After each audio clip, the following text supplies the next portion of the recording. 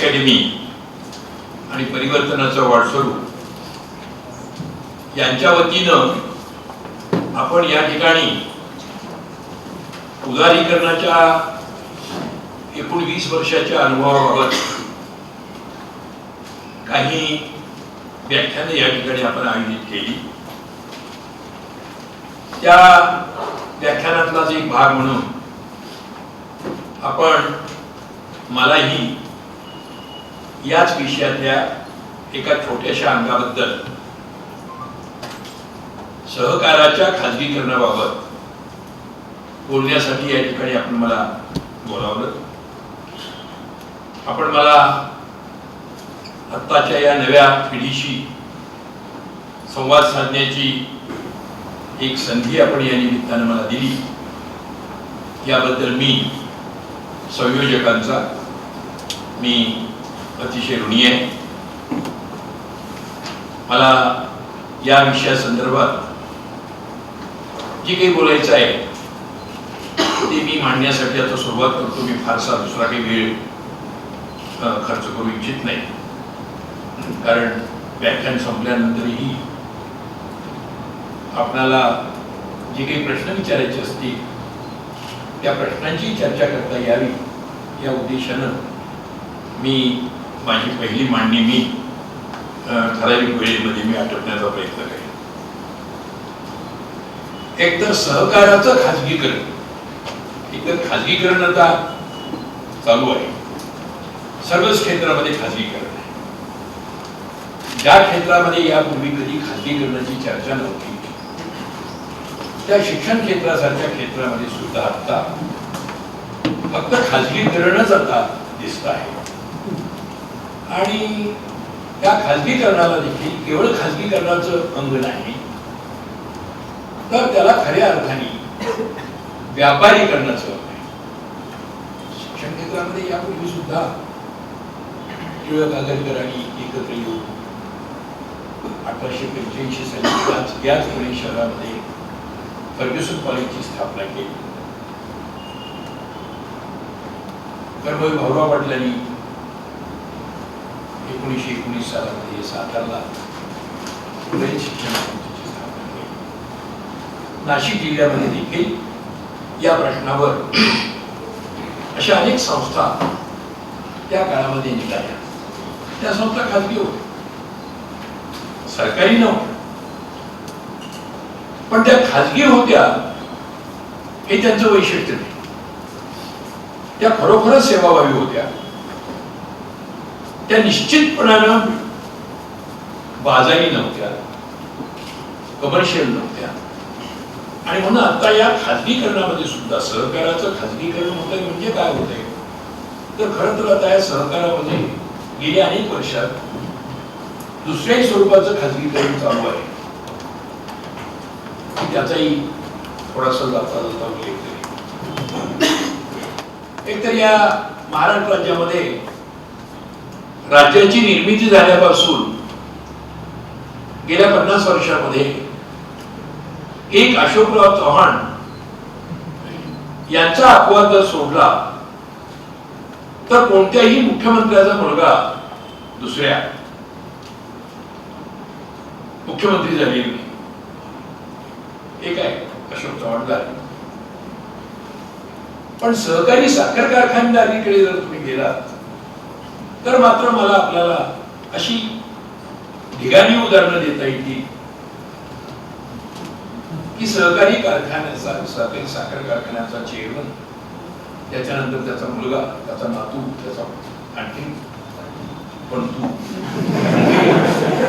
Chairman झालेले आहेत असं. सर माझा इथे एकतर माझ्यासमोर तुम्ही एक 7-8 दगड ठेवली छोटे छोटे, आम्ही असे इकडे लागले तर ते कुणाला तरी लागतीलच आसपास. असे नुसते मी त्यांच्याकडे न बघता टाकले तर किती ही उदाहरण आहे. म्हणजे हे एक खाजगीकरण वेगळं आहेच. सहकारी संस्थेच्या रूपातच, परंतु त्याची मालकी, त्याचं व्यवस्थापन, त्याचे सारे हितसंबंध, त्या हितसंबंधांचा फायदा मिळणं, त्याची जी लाभार्थी आहेत हे सारे तसे खाजगीच आहेत. तेव्हा मी त्याकडे फारसा वेळ देणार नाही. मुख्यतः मी या सहकाराची आजची जी चळवळ आहे या चळवळीमध्ये आज आपण नेमके किती खोल पाण्यात उभे आहोत हे आपल्याला समजलं पाहिजे. एक तर सहकारी चळवळीचा आणि आपला नेहमीच्या दैनंदिन जीवनामध्ये अतूट असा संबंध येतो. तसं म्हटलं तर सहकारी कायद्यामध्ये आता आपली चळवळ झाली. काही देश माझ्या माहितीचे आहेत, तुमच्याही माहितीचे आहेत. स्कॅन्डिनेव्हियन कंट्रीजमध्ये, डेन्मार्क सारख्या देशामध्ये सहकारी चळवळ अतिशय दर्जेदार आहे. पण सहकारी चळवळ दर्जेदार आहे, पण तिथं सहकार खातं नाही. कदाचित तेच त्याचं कारणीय असू शकते.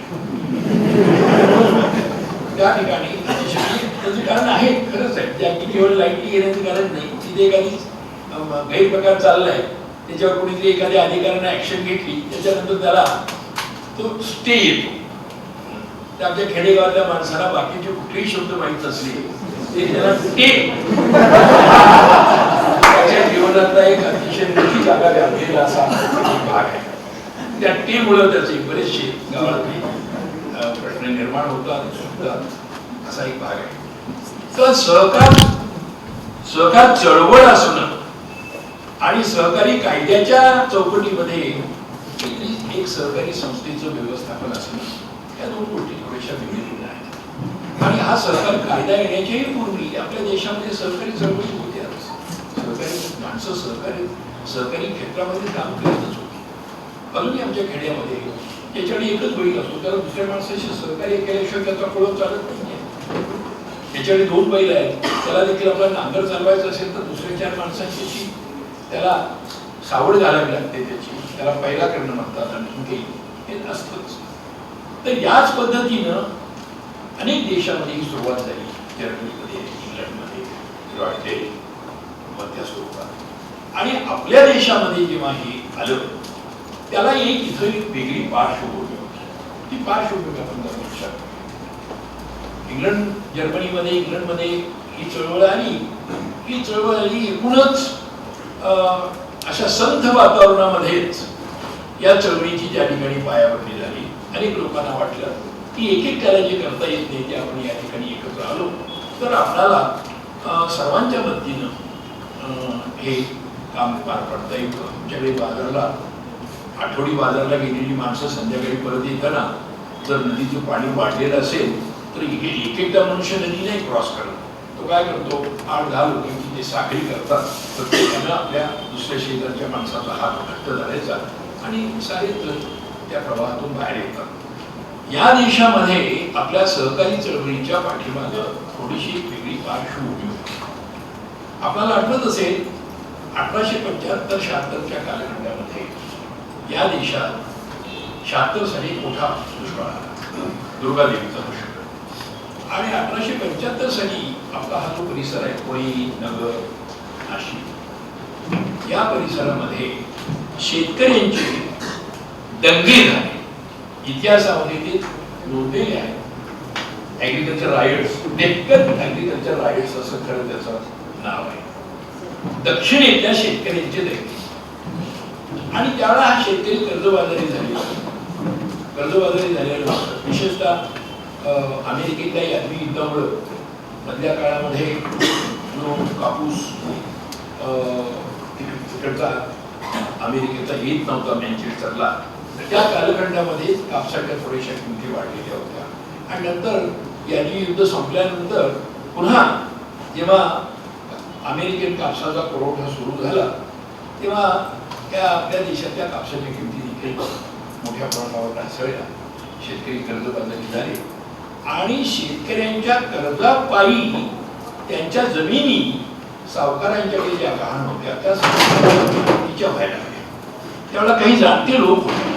त्या जाणत्या लोकांनी हा एक प्रयत्न केला आणि शेतीचं बिगर शेती हितसंबंधाकडे हस्तांतरण होऊ नये या तऱ्हेने देखील त्या काळामध्ये काही कायदे झाले. कालपूर्वापर्यंत होते. आपल्याला आठवत असेल की जो शेतकरी नाही त्याला शेत जमीन खरेदी करता येत नसेल. आता आपले राज्यकर्ते खूप पुढे गेले त्यामुळे त्यांनी अडचण काढून टाकली. ती अडचण शेतकऱ्यांची नव्हती, घेणाऱ्यांची होती. ती अडचण त्यांनी काढून टाकलेली आहे. पण त्या काळामध्ये हा शेतीमधून शेतकरी घुसखला जाण्याची प्रक्रिया, डिपेझंटायझेशन ऑफ इकॉनॉमी ज्याला म्हणता येईल, अशा तऱ्हेची एक अर्थव्यवस्था त्या काळात आहे. आणि मग राज्यकर्त्यांनी फारसे काही उपाय योजले नाहीत, पण राज्यकर्त्यांनी उपाय योजले नाहीत म्हणून शेतकरी अगदीच हातबल अवस्थेमध्ये उभा नाही राहिला. शेतकरी त्या कालखंडामध्ये उभा राहिला. त्यांनी आपल्या ताकदीवर सावकारांच्याकडे जाऊन आपली जी दस्त होते जमिनीची गहाणवटाची, ते गहाणवटाचे दस्त दरोखते हे सगळे ताब्यात घेण्याचा प्रयत्न केला. ज्या ठिकाणी सावकारांनी त्याला नकार दिला त्या ठिकाणी त्यांनी त्या ठिकाणी काही सावकारांची, 2 सावकारांची त्यांनी नाकं कापली. आणि अशा तऱ्हेने एक वातावरण तयार झालं की मग हे झुंडीच्या झुंडीला जायचे शेतकरी आणि त्या सावकाराला सांगायची माडीवरनं खाली येताना आमचे दस्तऐवज घेऊन ये. आणि खाली एक आखी पेटवलेली असायची शेकोटी, त्या शेकोटीमध्ये ते दस्त टाकत असत. हा शेतकऱ्यांचा दंगा हा जवळजवळ या 6-7 जिल्ह्यामध्ये खूप मोठ्या प्रमाणावर, ज्या विभागामध्ये दुष्काळ आहे त्या दुष्काळामध्ये हे शेतकऱ्यांची दंगी जास्त वाढलेली होती. आणि या कालखंडामध्ये मग सरकारचं लक्ष गेल्याने सरकारने 1882 सालामध्ये एक फॅमिन कमिशन नेमलं. आणि त्या फॅमिन कमिशनच्या शिफारशीमध्ये अनेक शिफारशी होत्या. त्यापैकी ही एक शिफारस होती की या शेतकऱ्यांच्या कर्जासंदर्भात काहीतरी प्रयत्न केला.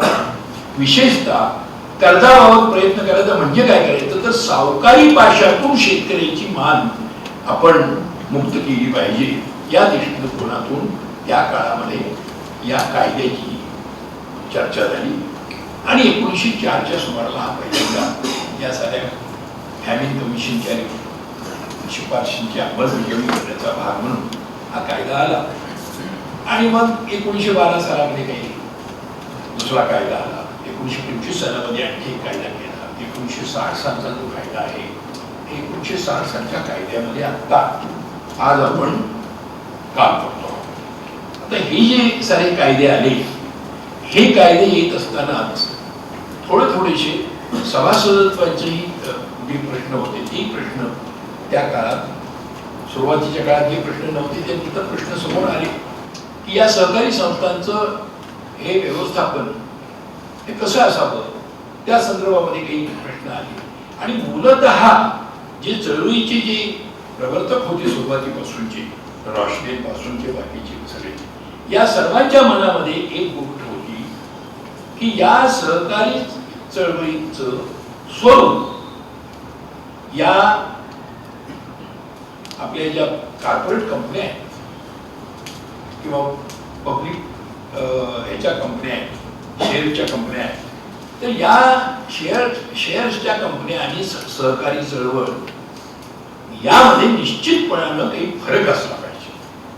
आणि तो फरक असा त्यामध्ये ठेवण्यात आला सुरुवातीपासून की या सहकारी कायद्यामध्ये हा जो मेंबर असेल या मेंबरनं त्या संस्थेचे किती शेअर्स धारण करावे या बाबतीमध्ये काही नियंत्रण ठेवण्यात आलं. आता असं आहे, तुम्ही जर टेल्को कंपनीचे शेअर्स घेणार असाल तर तुम्ही किती शेअर्स घ्यावे या बाबतीमध्ये कोणतेही बंधन नाही आहे. म्हणजे आजही जॉईंट स्टॉक कंपन्या आणि सहकारी चळवळ यामधला एक मूलगामी फरक आपल्या लक्षात आला पाहिजे की जॉईंट स्टॉक कंपनीचे कितीही शेअर्स तुम्ही धारण करू शकता. त्यांच्या अॅन्युअल जनरल मीटिंगला तुम्हाला जातीनं उपस्थित राहिलं पाहिजे असंही नाही. जे तुमचं मत आहे ते मत देण्यासाठी सुद्धा तुम्हाला त्या ठिकाणी स्वतः उपस्थित राहिलं पाहिजे असं बंधन नाही. You can vote bye proxy. त्या प्रॉक्सी व्होटिंग म्हणजे मी तिथे जात नाही परंतु माझं प्रॉक्सी व्होटिंग मला करता येईल. आणि या सर्वावर ताण करणारा एक मूलतः महत्वाचा फरक म्हणजे सहकारी संस्थेमध्ये एका शेतकऱ्याला ऊस उत्पादकाला समजा त्याचे 2 एकर ऊस आहे तरी 2 एकर त्याला दोन शेअर्स घेता येतील किंवा त्याला 3 शेअर्स ही घेता येतील पण त्याला 5 शेअर्सच्या वर त्याला शेअर्स घ्यायला आत्ताच्या कायद्यामध्ये रजिस्ट्रार त्याला परवानगी देत नाही, त्याचं मेंबरशिप त्याची मान्य करतात. पण तुम्ही टाटा कंपनीचे किती शेअर्स तुम्ही घेऊ शकता, ते बाजारात उपलब्ध आहेत. तुमच्या खिशामध्ये तुम्ही किती नोटा धारण करून बाजारात जावं, तुम्हाला किती शेअर धारण करून तुम्हाला त्या कंपनीचे मेंबर होता येईल. हा एक महत्वाचा फरक या ठिकाणी आपण लक्षात ठेवला पाहिजे. आणि आजही हा फरक जर आपण दुर्लक्षित केला तर कदाचित ही सहकारी चळवळ सुद्धा मग तिचं व्यवस्थापन काही ठराविक मंडळींच्या हातामध्ये जाईल. जॉईंट स्टॉक कंपनीमध्ये आज त्याचे कायद्याने तुम्ही त्याला प्रतिबंध केलेले नाही, परंतु मध्यंतरी एक केस झालेली आहे. तुम्हाला आठवत असेल 35-40 वर्षापूर्वी स्वराज पॉल नावाचे एक ब्रिटिश एमपी, एक उद्योगपती आहेत भारतातले, ते इंग्लंडमध्ये ते उद्योग करतात, त्याच्या कंपन्या आहेत. आणि या देशामध्ये एस्कॉर्ट नावाची कंपनी ट्रॅक्टर्स करते, मोठमोठ्या वाहनांची निर्मिती करते. या एस्कॉर्ट कंपनीचे शेअर्स हे विकले जात आहेत काही फार कारण नसताना. म्हणजे नवीन काहीतरी डिव्हिडंड जाहीर केला आहे, तो एकदम अट्रॅक्टिव्ह आहे आणि त्यामुळं त्या शेअर्सवर उड्या पडत आहेत असं कंपनीला वाटत नव्हतं. आणि तरी देखील शेअर्स मोठ्या प्रमाणावर खपत होते. पण त्यामुळे या एस्कॉर्ट कंपनीचे जे मॅनेजिंग डायरेक्टर चेअरमन होते नंदा, त्या नंदानी त्याची थोडीशी चौकशी सुरू केली. पण बरेच दिवस त्यांना काही कळलं नाही आपल्या शेअर्सच्या किमती बाजारात अशा का चढतायत. आणि एके दिवशी त्याचं उत्तर त्यांना मिळालं. स्वराज पॉलनी हे सारे शेअर्स कॉर्नर केलेले होते आणि स्वराज पॉल ते शेअर प्रेझेंट करायला गेले, कारण ते शेवटी शेअर्स काही त्यांनी घेऊन आपल्या खिशात ठेवून चालणार नव्हतं, त्यांना ते नोंदले पाहिजे. तर तोपर्यंत या देशामध्ये जॉईंट स्टॉक कंपनीचे शेअर्स कुणी घ्यावे तरी काय करावं आणि त्याला परमिशन लागत नाही. इथे परमिशन.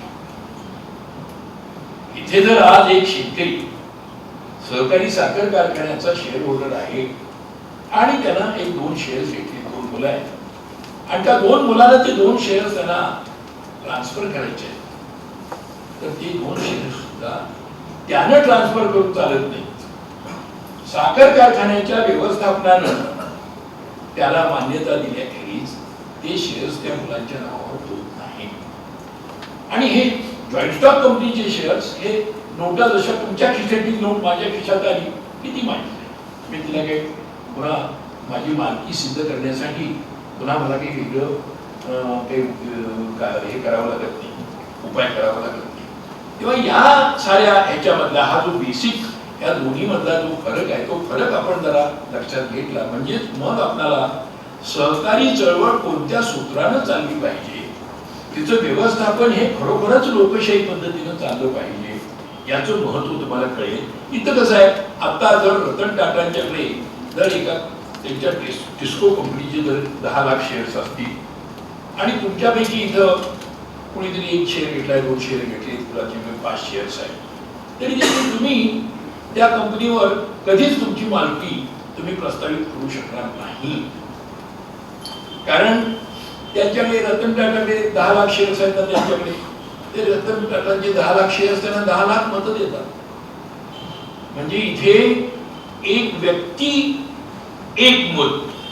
माझ्या एका शेतकऱ्याकडे 3 शेअर्स आहेत तरी त्याला 3 मतं नाही मिळत या सहकारी चळवळीत, त्याला मत एकच असतं. कारण तिथलं मत जे आहे ते मत शेअर्सच्या संख्येवर अवलंबून नाही, मताचा आकडा हा एका व्यक्तीवर आहे. त्यामुळे एक व्यक्ती एक मत आणि तिथे एक शेअर एक मत आहे. त्यामुळे प्रत्येक शेअरला एक मत असल्या कारणाने हे या कंपन्या ताब्यात घेतल्या जातात. तर त्यावेळेला सुरुवातीला या देशातल्या जॉईंट स्टॉक कंपन्या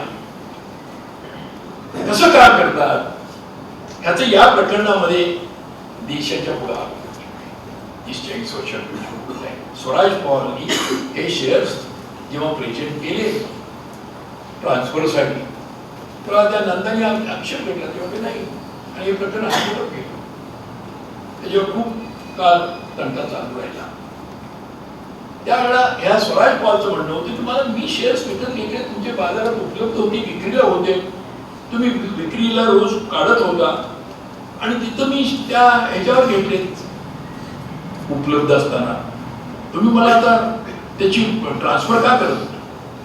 त्यावेळेला त्यांनी सांगितलं आम्हाला ट्रान्सफर करायचे नाही. जेव्हा हा प्रश्न अगदी कोर्टात गेला तेव्हा त्यांनी असं सांगितलं की आम्ही हे ट्रान्सफर का करत नाही, तर हे स्वराज पॉल आमची कंपनी ताब्यात घेण्यासाठी हा उद्योग करताय. तर तो म्हणला मग मी आतापर्यंत म्हणला तुमचे 5% शेअर्स घेतलेले, तुमचे बाजारात जे एकूण शेअर्स आहेत सबस्क्राईब कॅपिटल पेड कॅपिटल म्हणून एक कॉलम असतो बघा, तुम्ही बघा त्याच्यामध्ये आम्ही माझ्याकडे 5% घेतो तुमचे शेअर्स आणि मी तुमची कंपनी ताब्यात कसा घेतो. तर नंदानी त्याच्यावर युक्तिवाद करताना तर अगदी भारदार युक्तिवाद केला. त्यांनी सांगितलं मी 3.5% माझे शेअर्स आहेत ते मी कंपनी ताब्यात ठेवतो.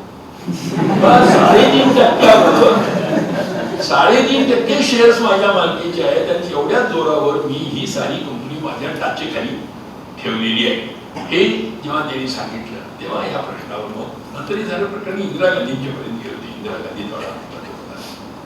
तेव्हा या देशामधल्या कॉर्पोरेट कंपन्यांचं हे गौरबंधन जे आहे हे आपल्याला बरंच माहीत नसतं, काहीच आपल्याला कळत. सहकार संस्थांचा थोडासा गैरकारभार आपल्या लक्षात येतो म्हणून आपण त्या सहकार्याची चर्चा करतो, पण या देशातल्या ह्या ज्या जॉईंट स्टॉक कंपन्या ह्यांच्या कंपन्यांच्या कारभाराची कोणी चर्चा करायची, कोणाला करायला वेळही नसतो आणि आपल्याला त्यांची सारी ह्या माहिती नसते. तेव्हा माझा महत्वाचा प्रश्न एवढाच की सहकारी चळवळीचं एक काही मूल्य आहे की सहकारी चळवळ ही खरोखरच कोणाच्याही ताब्यात एकंदर एखाद्या मोठ्या संख्येने त्यांनी शेअर्स घ्यावे आणि ती सोबत संस्था आपल्या टाचेखाली आणावी ही संकल्पना यामध्ये मोदीला काढलेली आहे. त्यामध्ये त्याला भाव ठेवलेला नाही आणि त्या स्वरूपात ह्या सहकार्याचं जी काही हे आहे व्यवस्थापन हे त्या पद्धतीनं खरोखरच ही व्यवस्थापन मूठभर व्यक्तींच्या एका व्यक्तीच्या तर एका अनेक व्यक्तींच्या समूहाकडे जाता कामा नये या पद्धतीने याचं व्यवस्थापन व्हावंसं ठरलं. आता दुर्दैवानं आज सगळ्या ह्या व्यवस्थापनामध्ये खूप काही गैरप्रकार आले आणि त्या गैरप्रकारामुळे या सहकारी चळवळीची चर्चा एवढी झाली. मधल्या काळामध्ये याच्यावर अनेक कमिट्या नेमल्या गेल्या. त्या कमिटीने देखील नेहमीचा आशावाद व्यक्त करणारी रिपोर्ट दिली. एका कमिटीने तर तेव्हा सांगितलं की cooperation is failed but cooperation must succeed. ही जी वाक्य असतात त्या वाक्याला फारसा अर्थ नसतो आणि कुणी असे रिपोर्ट आले तरी देखील आपल्याला त्यामध्ये फारसं काही आश्चर्य वाटतं. कोऑपरेशन इज फेल्ड म्हणजे का फेल झाली याची चर्चा त्यामध्ये असली पाहिजे. कोऑपरेशन इज फेल्ड हे मान्य करायचं आणि कोऑपरेशन मस्ट सक्सीड म्हणायचं, त्यामुळे ते यशस्वी होईल अशी त्यातली धार जी काही समजूत होण्याची असेल त्याची समजूत चुकीची आहे. आणि हे रिपोर्ट्स असे आतापर्यंत अनेक वेळा आले. अनेक लोकांनी सहकारामध्ये आज आपल्याला अपयश आलं असलं तरी सहकार आपल्याला यशस्वी केल्याशिवाय वागत नाही. The king is dead but the law is the king अशा तऱ्हेची भाषा आपण करीत असतो. ही भाषा आता आपल्याला एका टोकावर आता आणून बसलेली आहे. आपल्याला ते बसवले की आपल्याला काहीतरी याच्यातून मार्ग काढावा लागतो. याच्यामध्ये एक घडले की आता ही मी या निष्कर्षाला आलोय की सहकार चळवळ आज विशेषतः महाराष्ट्रामध्ये सहकारी चळवळीचा जो काही बोलबाला झाला तो बोलबाला या सहकारी साखर कारखानदारीमुळे झाला. ही सगळी सहकारी साखर कारखानदारी खाजगी होती. आज आपण विषय करतोय सहकारांचं खाजगीकरण. तर पूर्वी खाजगी कारखान्यांचं सहकारीकरण करण्याचा एक कालखंड त्या काळामध्ये आला. नगर जिल्ह्यामध्ये हे सगळे कारखाने बरेचसे खाजगी सोमय्या शिरोगिया नंतर हे सगळ्या लोकांचे कारखाने होते आणि आपल्याला आठवत असेल की या कारखान्याचं देखील एक फार मोठी प्रबळ अशा त्यांची लॉबी या कारखान्याची होती. तेव्हा खाजगी कारखानदार होते. आता सहकारी कारखानदारांची लॉबी झालेली आहे आणि सहकार कारखानदारांची लॉबी झाली तरी मला काही फारसं दुःख नाही, पण सहकारी कारखान्यामध्ये गैरव्यवहार करणाऱ्यांची लॉबी आहे. आता ही त्याची खरी व्यथा जी आहे ती व्यथा ही आहे. आता आपल्याला सहकार्याबद्दल महाराष्ट्रामध्ये बोलण्यासारखं काही फारसं आहे का? मला नाही वाटत. मी आपल्याला सांगेन की राज्य सहकारी बँक ही शिखर बँक. ह्या शिखर बँकेला एक प्रतिस्पर्धी दुसरी शिखर बँक आहे. शिखर किती असतात? एकच असतात. त्याशिवाय त्याला शिखर कसं म्हणायचं? Apex bank. अपेक्स मीन्स शिखर. हे शिखर एकच असलं पाहिजे. पण या सहकारी चळवळीतल्या या मतभेदातून या ठिकाणी दोन अपेक्स बँक काढल्या राज्य बँक. एक शंकरराव चव्हाणांच्या आशीर्वादाने निघाली, एक पूर्वीची जी काही त्यातली दादा लोक होते त्यांच्या आशीर्वादानं चालली दोन बँक. नंतर मग कोर्टामध्ये त्याचा न्याय निवाडा होऊन आता एक शिखर बँक आहे. त्या शिखर बँकेचा कारभार कसा चाललेला आहे? अतिशय घाणेरडा कारभार. किती घाणेरडा? तर या राज्य सहकारी बँकेच्या शताब्दीचा कार्यक्रम चालू असताना यांचं संचालक मंडळ रिझर्व्ह बँकेला बरखास्त करावं लागलं. माझ्या कल्पनेप्रमाणे हा जगाच्या पाठीवरचा सुद्धा एक विषय महत्वाचा कळावाचा आहे. कारण त्यांच्या शताब्दी वर्षात संचालक मंडळ बरखास्त होण्याची कारवाई करण्याचा योगायोग केलं हा सुद्धा एक अपूर्व योगायोग आहे. तो या राज्यामध्ये आला का नाही येणार? ही बँक रिझर्व्ह बँकेनं बरखास्त केली. आणि आपल्याला धक्का बसेल, या बँकेकडे अनेक वर्षे बँकिंग लायसन्सच नव्हतं. आजही नाही. आता मी बोलतोय त्या क्षणालाही नाही.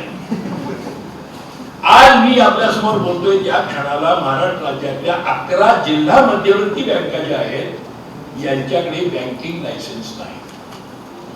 ते बँकिंग लायसन्स असण्यासाठी ज्या काही स्टिप्युलेटेड कंडिशन्स आहेत त्या अटींची ह्या बँका पूर्तता केली नाही. आणि म्हणून त्यांची त्या ठिकाणी त्यांची बँकिंग लायसन्सेस त्यांना आता मिळवण्यासाठी त्यांचे प्रयत्न चालले. तेव्हा मी आपल्याला सांगेन की एक काल असा होता की या बँकेच्या कारभाराबद्दल फार शिकवायला चर्चा करावी लागत होती. मोठी दिग्गज मंडळी, थोडी मोठी मोठी नावं या राज्य बँकेच्या चेअरमन पदावर, धनंजयराव गाडगीळ, वैकुंठराव मेहता, अशी फार मोठी माणसं, म्हणजे त्यांचं एकूण सार्वजनिक चारित्र्य अतिशय उच्च दर्जाचं आहे, अशा तऱ्हेची माणसं या क्षेत्रामध्ये होती. आणि हा जो प्रगलेला जो कारखाना निघाला, या कारखान्याच्या बाबतीमध्ये सुद्धा सुरुवातीच्या काळात वैकुंठराव मेहता त्यावेळा सहकार खात्याचे मंत्री होते आणि धनंजयराव गाडगीळ त्यावेळा हा प्रस्ताव घेऊन त्यांच्याकडे गेले. त्यावेळा त्यांनी त्यांना कर्जदारी नकार आम्ही तुमचं शेअर भांडवल जे शेअर भांडवलाला आम्ही नाही घेणार. शेअर भांडवल तुमचं तुम्ही जमा करा आणि मग तुम्हाला डेट इक्विटी रेशो प्रमाणे तुम्हाला कर्ज मिळेल.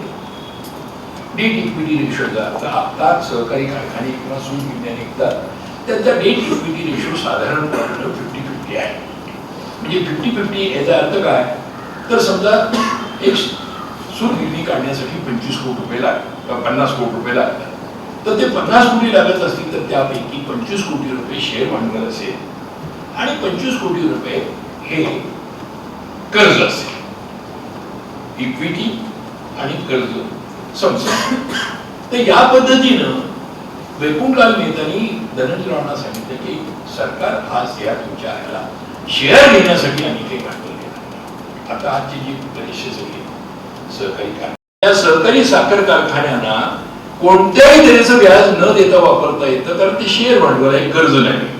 आणि त्यामुळं अनेक लोकांना उभारणीच्या काळामध्ये या शेअर भांडवलाची देखील फार मोठी त्याला मदत मिळाली आणि त्यानंतर हे कारखाने उभे राहिले. आपल्याला सांगायला मला आनंद वाटतो की धनंजयराव गाडगीळ यांनी वैकुंठराव मेहतांची पुन्हा भेट घेतली.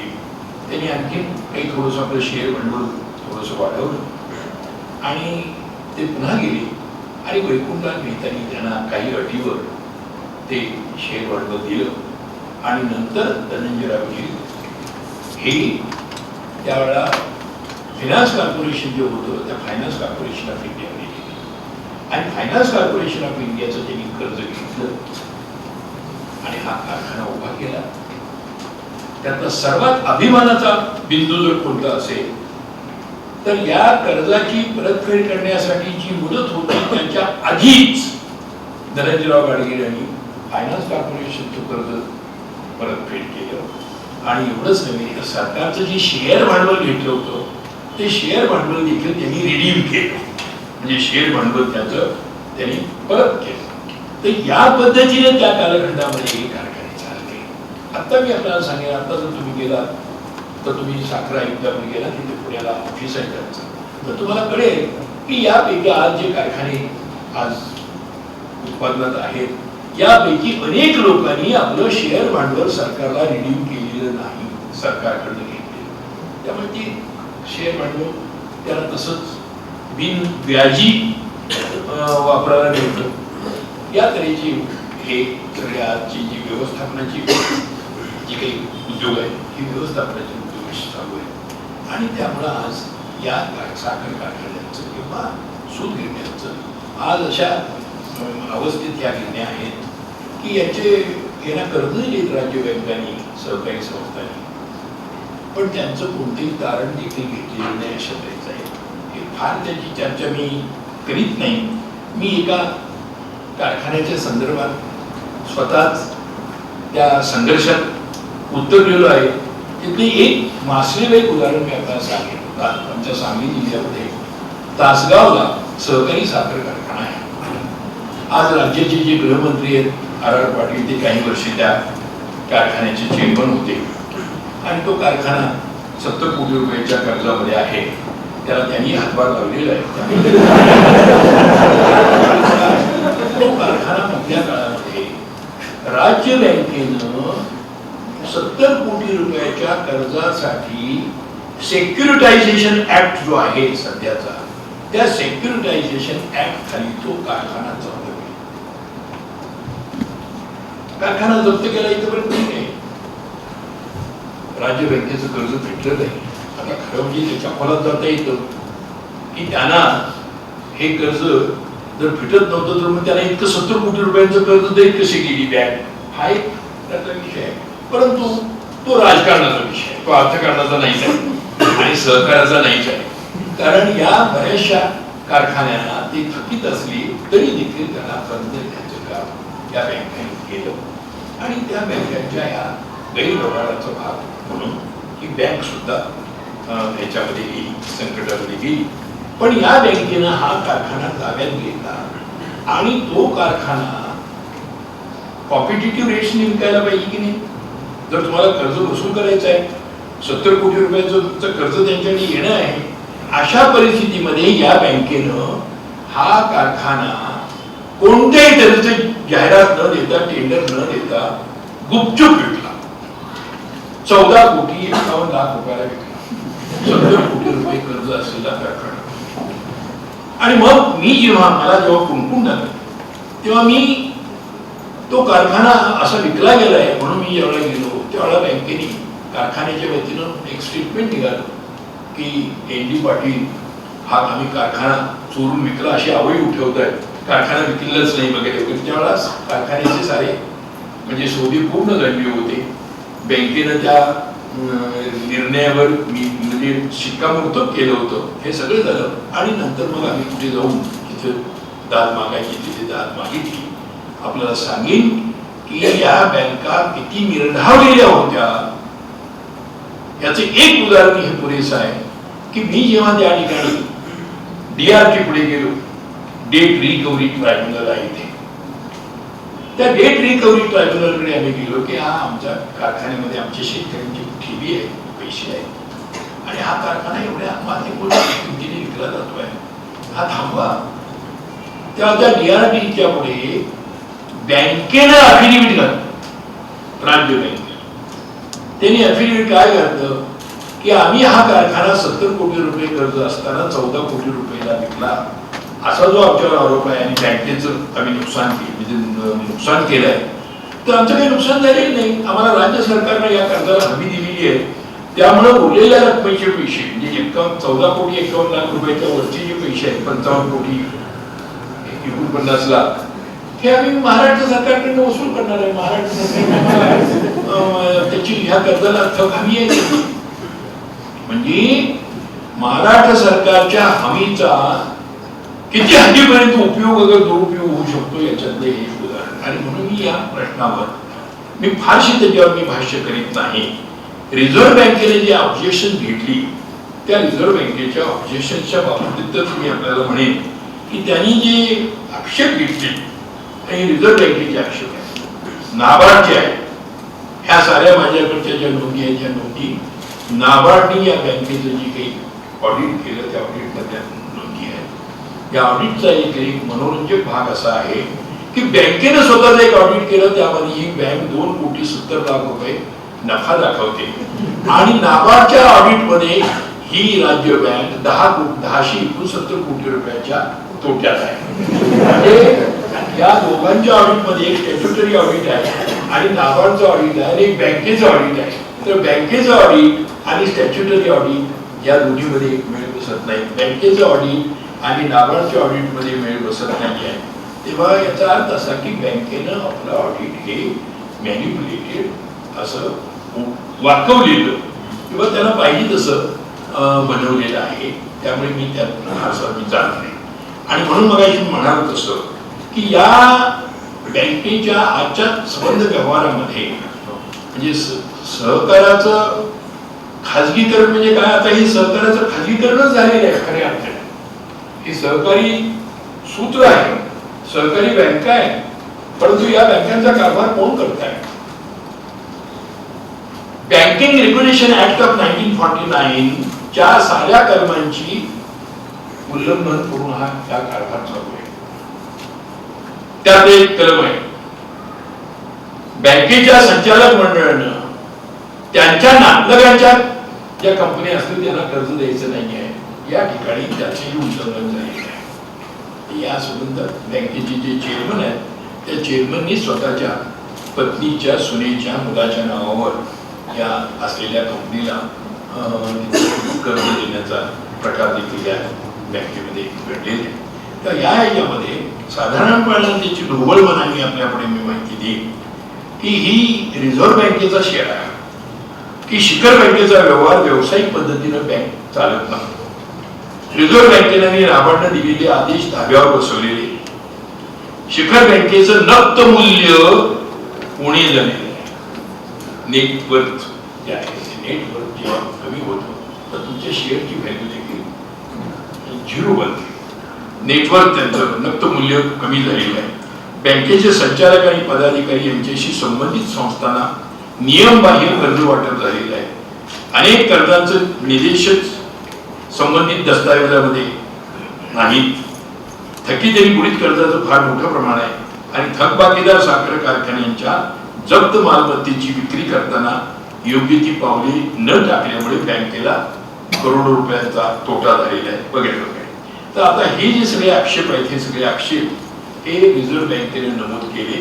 त्यातला देखील एक भाग आहे की रिझर्व्ह बँकेसारखी एक महत्वाची संस्था, lender of the last resort हा जिचा दर्जा आहे, संबंध देशाच्या पतव्यवस्थेवर प्रभावी रीतीने आपलं नियंत्रण ठेवणारी संस्था, ही संस्था सुद्धा या सहकारामधल्या अनेक गैरकृत्यांना अनेक दिवस किंवा अनेक वर्षे ती पाठिंबा देत होती किंवा त्याला त्याची पाठराखण करत होती. अशा तऱ्हेची उदाहरणं यामध्ये आलेली आहेत. तेव्हा या अशा ह्या बँकेच्या कारभाराच्या बाबत मी आता आपल्याला एवढंच सांगेन की ह्या सगळ्या व्यवहारामध्ये आता आमूलाग्र बदल त्यांच्या ऑडिटमध्ये, त्यांच्या संबंध व्यवहारामध्ये जर झाला नाही तर या बँका आणि या सहकारी संस्था ह्या उर्जित अवस्थेला येणं हे मला अलीकडच्या काळामध्ये दिसत नाही. याच्यामध्ये महत्वाची दुर्दैवाची गोष्ट आहे, राजकारणी शक्तीने या सहकारी संस्थांचा कब्जा घेतलेला आहे. आणि राजकारणातून सहकारी संस्था ताब्यात घेणं आणि सहकारी संस्था ताब्यात घेतल्यानंतर त्यामधून राजकारणामध्ये आपला पाय रोवणं, हे दोन्ही गोष्टी आहेत. जसं बाहेरच्या राजकारणामध्ये आपण सहज एक स्टेटमेंट करतो आता की राजकारणातून गुन्हेगारीकरण आणि गुन्हेगारीकरणातून राजकारण. आता आज आपल्या देशामध्ये चालू आहे. तिकडे तो एक मंत्री आला की ज्याच्यावर 44 आरोप आहे आणि तो त्या ठिकाणी आता मंत्री म्हणून आलेला आहे. तर ही जी व्यवस्था आहे, ही व्यवस्था कशी आहे? ही व्यवस्था आपल्याला थोडीशी या संदर्भामध्ये हातबल करणारी अशी आपल्याला वाटते. पण या संबंध व्यवस्थेच्या विरोधात आपल्याला काही ना काहीतरी पाऊल आपल्याला टाकावं लागेल. आणि आजही बँका ज्या आहेत, ह्या बँकांचा कारभार असा सरकारलाही त्याच्यावर नियंत्रण ठेवता येत नाही आहे. आणि सहकारी संस्थांचं नियंत्रण हे आज कमी का पडत आहे?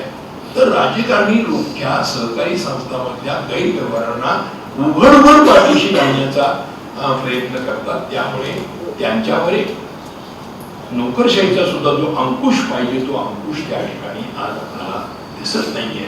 तेव्हा या सगळ्या कारभाराबद्दल आता मी एवढंच भाष्य केलं की आता ही जी सहकारी संस्था, ही सहकारी संस्था आजची महाराष्ट्रातली आज तशी डबघायला आलेली. एकेकाळी या सहकारी संस्थेच्याच नावावर महाराष्ट्राचा बाहेर बोलबाला होता आणि आता सहकारी संस्थांमधला सारा व्यवहार आता हा खऱ्या अर्थाने बिघडलेला आहे. आणि त्यामधून आता आपल्याला असं दिसतंय की सहकारी संस्थांचा जो कारभार होता, तो कारभार असा बिघडत गेल्यानंतर त्याच्यामधूनच काही पैसे सायफन आउट करून काही लोकांनी आता खाजगी कारखानदारी सुरू केली. मला याची विषयता मला थोडस दुःख आहे. मी एकेकाळी या राज्याच्या मंत्रिमंडळामध्ये एक सहकार खात्याचा मंत्री होतो आणि सहकार खात्याचा मंत्री असताना मी सहकार खात्यात तरी मला काय जावं लागलं त्यावेळेला, तर महाराष्ट्रातल्या शेतकऱ्यांचा एक फार मोठा प्रश्न कापसाच्या स्वरूपात या महाराष्ट्रात उभा होता. आणि महाराष्ट्रामध्ये आम्ही या कापूस शेतकऱ्यांना त्यांच्या श्रमाची योग्य किंमत मिळावी म्हणून त्याच्या कापसाची खरेदी ही सरकारने एका विशिष्ट किमतीने करावी अशा तऱ्हेचा एक प्रयत्न केला होता. आणि त्या योजनेचा प्रयोग या राज्यात झाला.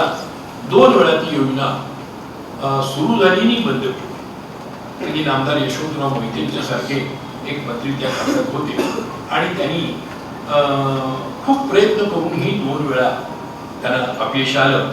आणि नंतर एक वेळ आणखीन हा प्रयत्न करायचा म्हणून माझ्यावरती जबाबदारी आली आणि मी ती जबाबदारी घेतली. आणि आपल्याला सांगायला मला आनंद आहे की मी त्या योजनेची जबाबदारी घेण्याच्या पूर्वी ती 2 वेळा बंद पडली आणि नंतर ती सुरू होऊ शकत नव्हती. ती आम्ही सुरू केली, पण त्यानंतर मात्र ती अनेक वर्षे अतिशय निर्वेदपणाने चालली.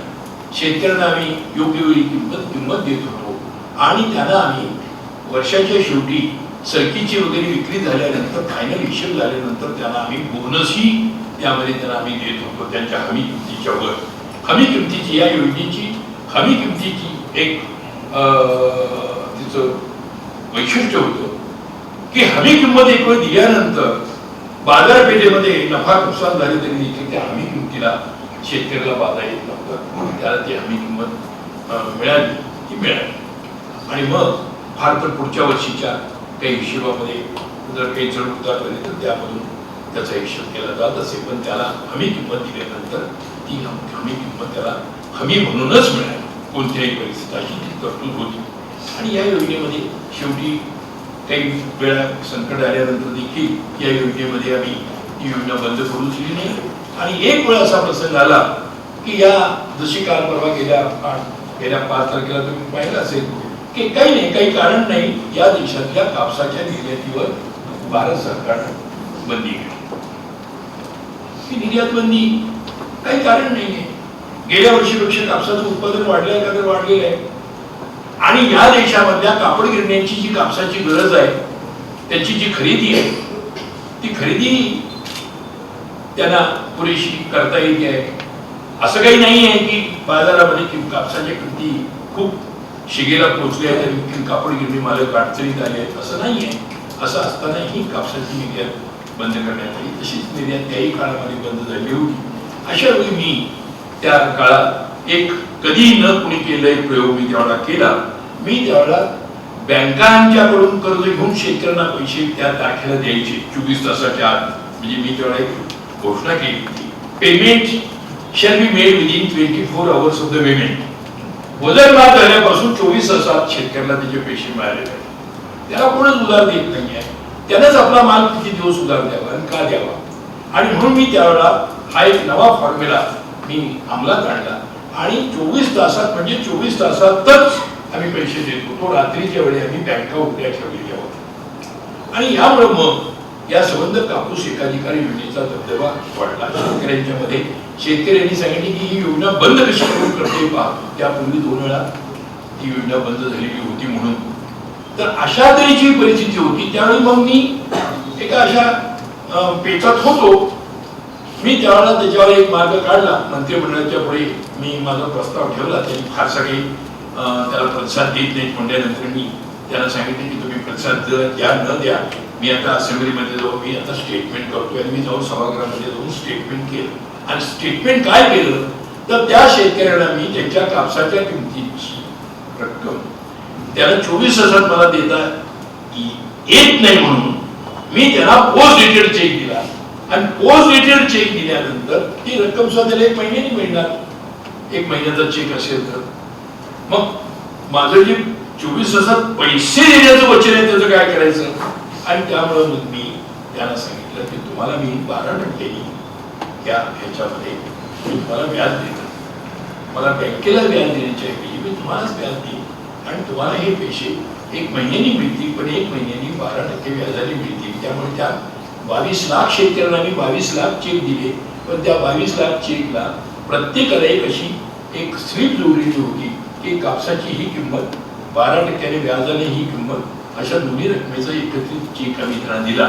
तर अशा तऱ्हेनं सुद्धा या देशातल्या शेतकऱ्यांची ही कापसाची ही एक स्कीम योजना ही या सहकाराच्या माध्यमातून त्या काळात आम्ही राबवली. जे सहकाराच्या तत्वामध्ये जर प्रामाणिकपणे व्यवहार केला तर खूप तुम्हाला मोठ्या प्रमाणावर फार मोठ्या विभागाला देखील सामाजिक न्याय तुम्हाला देता येतो, असा हा खरा मामला आहे. पण आज दुर्दैवानं आता हे सारं सहकाराचंच आता स्वरूप पालटल्यामुळं सहकाराचं आता खाजगीकरण व्हायला लागले. म्हणजे काय झाले तर आता तुम्हाला मी सांगेन की सुरुवातीच्या काळामध्ये सारे कारखाने खाजगी होते. या खाजगी कारखाने शेतकऱ्यांना ऊसाची योग्य किंमत देत नव्हते म्हणून त्या काळामध्ये आमच्या पक्षाचे त्यावेळेचे नेते दत्ता देशमुख यांनी ऊसाच्या किमतीचा संघर्ष नगर जिल्ह्यामध्ये केला.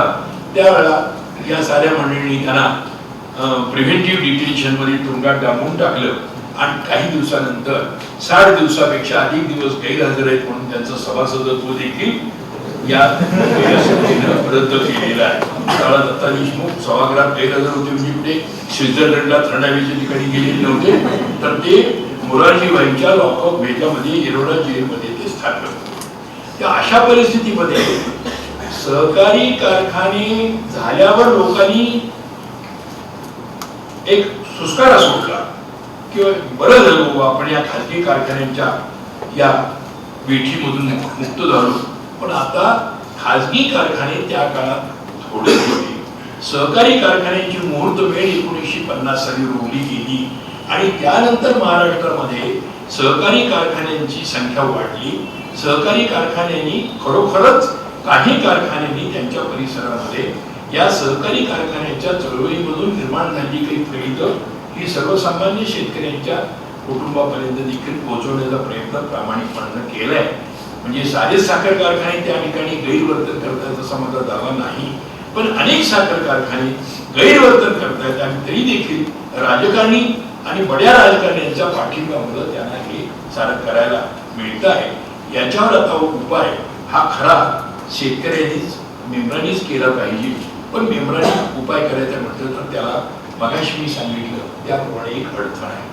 आणि त्या ह्याच्यावर जर तुम्हाला मात करायची असेल तर ही सहकारी चळवळ सुद्धा निकोप करता येईल का? तरी आजची मात्र अवस्था कशी आहे ते आपल्याला सांगतो. आपल्याकडे 95-96 साली 3च खाजगी कारखाने उत्पादनात होते. 106 कारखाने सहकारी क्षेत्रातील उत्पादन करीत होते.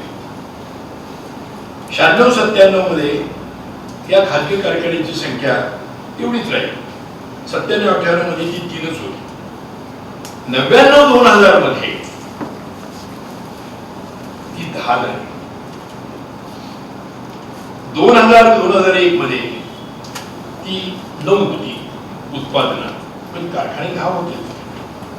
आणि 2001-2002 मध्ये ती 13 झाली. आणि आता मला सांगायला म्हणजे खेळ होतोय की ही संख्या वाढत वाढत वाढत नंतर 15, 16, 18, 22, 28 आणि 2010-11 मध्ये ती एकदम 41 झाली. आणि 41 नंतर आता 2011-12 मध्ये या हंगामात 119 सहकारी कारखाने काम करीत होते आणि तब्बल 51 खाजगी कारखाने या कालच्या हंगामामध्ये. तेव्हा आता या साखर कारखान्यांची संख्या जी 170 आहे ते 170 मध्ये 119 कारखाने सहकारी आहेत आणि खाजगी कारखाने 51 कारखाने या आजच्या क्षेत्रातली इथं आहेत.